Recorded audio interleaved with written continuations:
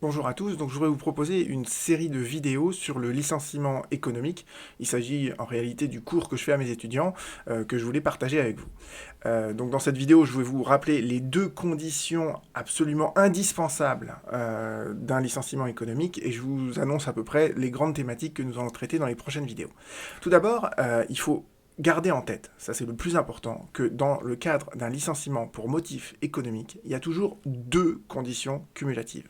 Il faut d'abord qu'il y ait une cause économique, et il faut que cette cause économique ait une conséquence sur l'emploi du salarié. Je vais vous prendre un exemple très simple qui va vous montrer que les deux ne vont pas forcément de pair. Vous avez une société qui a comme activité principale, comme activité historique, la vente de matériel informatique. Et elle a une autre petite activité qui est celle du service informatique aux entreprises, aux personnes physiques. Globalement, cette entreprise, elle a des difficultés économiques. Pourquoi? Parce que la vente de matériel informatique, ça ne marche pas. Mais sa petite activité de service informatique, elle cartonne. Donc vous voyez bien que cette entreprise-là, elle a des difficultés économiques.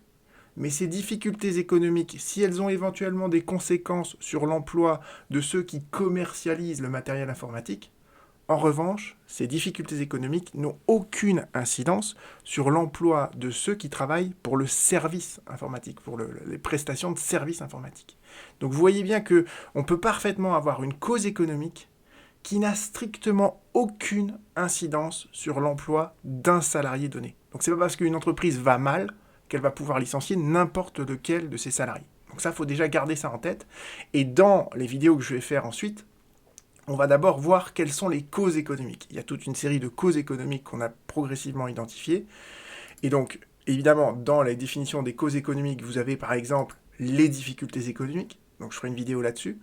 Vous avez également les mutations technologiques.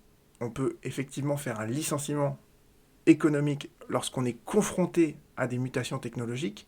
On peut aussi faire un licenciement quand on est en train d'essayer de sauvegarder la compétitivité de l'entreprise. J'essaierai de vous expliquer ce que c'est ça aussi. Il y a évidemment un licenciement économique en cas de cessation d'activité de l'entreprise.